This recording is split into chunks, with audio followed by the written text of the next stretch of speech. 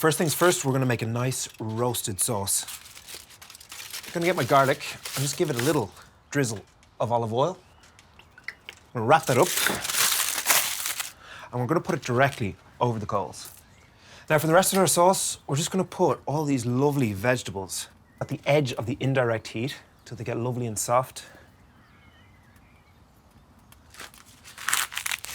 Now the corn is for our salsa later, but I'm just gonna put it on now.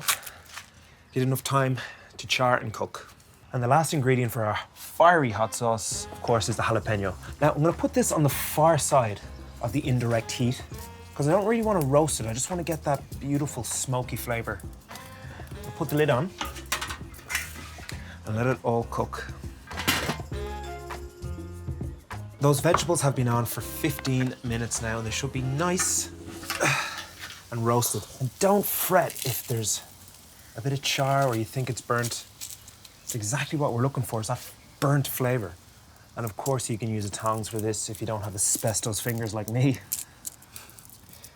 Lovely. Our corn is lovely and charred. I'm just gonna move it to the indirect side.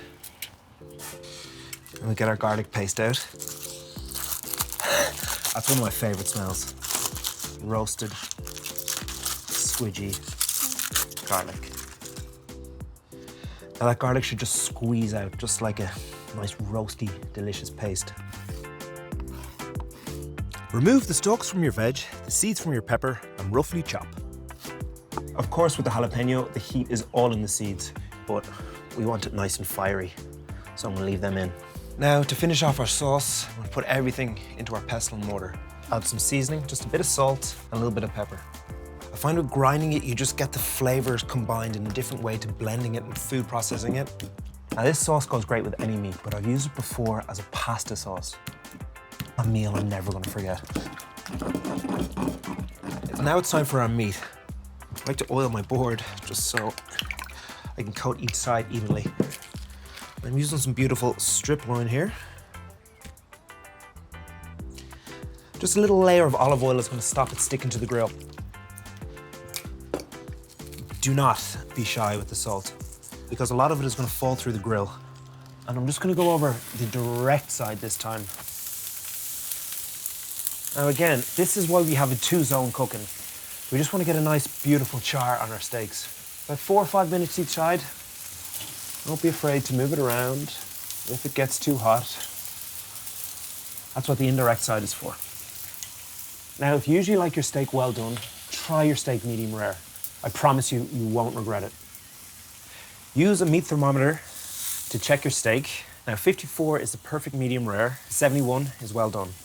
I'm just going to leave them to rest for about 5-10 minutes. And what that does is it's going to help the juices redistribute around your meat. But what I always like to do is leave a bit of butter and thyme. No need to chop, use your fingers and just wrap it up. Now it's time to move on to our salsa. What we're going to start with, our beautiful red onion, which we're going to finely dice. Just get it as small as you can. Now we're just going to mix our red onion with the juice of a lime. Always give it a little roll first. Softens it up and gets all the juice out. A little bit of salt, a little dash of pepper. Ready for our corn. All I'm going to do, stack it on its end, take off the kernels. It's just going to go right into our bowl and mix the red onion and corn together.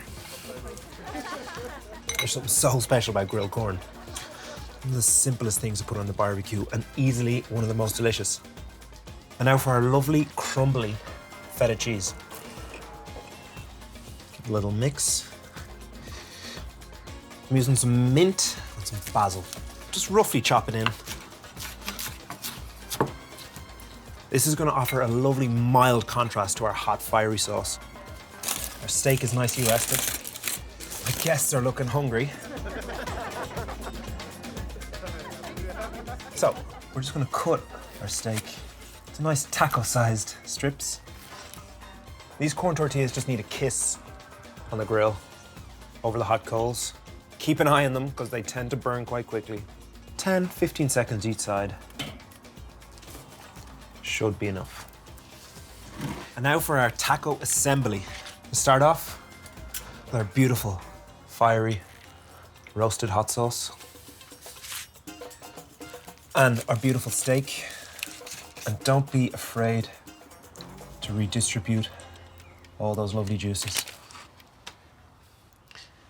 And to top it off, our seared corn salsa.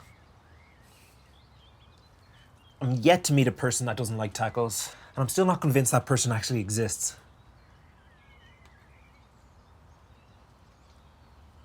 Now, I've heard the only rule with a taco is once you pick it up, you don't put it down.